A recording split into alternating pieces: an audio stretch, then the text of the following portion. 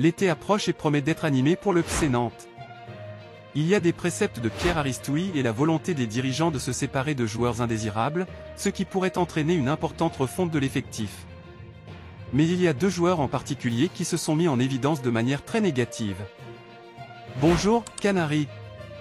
J'ai un sujet très intéressant à partager avec vous aujourd'hui, quelque chose qui, je suis sûr, captivera votre attention jusqu'à la fin de cette vidéo. Mais avant de tout révéler, j'aimerais faire une demande spéciale.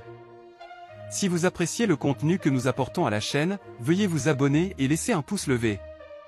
Votre participation est essentielle à la croissance de notre chaîne et à notre capacité à continuer de vous fournir des informations pertinentes sur notre cher club. Les principales valeurs marchandes du FC Nantes sont dans une situation délicate. Alban Lafont, par exemple, est fortement lié à Tottenham, mais il semble que les Spurs aient d'autres plans en tête. Pendant ce temps, l'AS Monaco, qui est désespérément à la recherche d'un gardien, attend patiemment. Quant à Ludovic Blas, il fait également face à un processus plus lent que prévu pour sa résolution, malgré l'intérêt du LOSC, de l'OGC Nice et de l'Olympique de Marseille. Et, curieusement, ce dernier joueur s'est impliqué dans quelque chose de plus sérieux.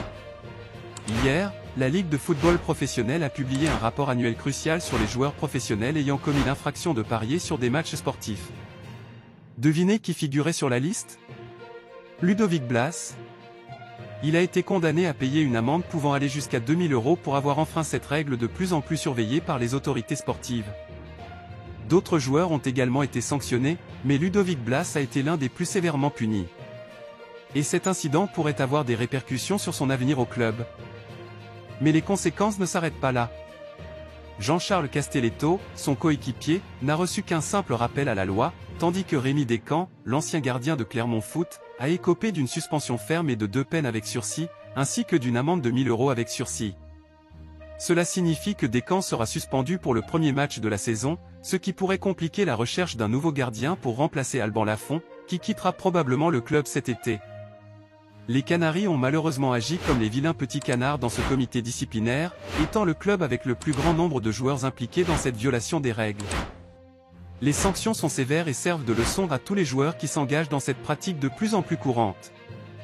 Il est important de souligner que les paris sur des championnats étrangers restent illégaux, ce que certains joueurs peuvent ne pas savoir. Les détails spécifiques des paris effectués, les montants et les valeurs investies n'ont pas été divulgués par les autorités, qui cherchent à maintenir un haut degré d'opacité dans ces affaires. Maintenant, commentez ci-dessous, pensez-vous que les sanctions appliquées sont appropriées pour prévenir ce type de comportement dans le football ou non ? Laissez votre opinion dans les commentaires ci-dessous. Votre opinion est extrêmement importante pour nous et pour le FC Nantes.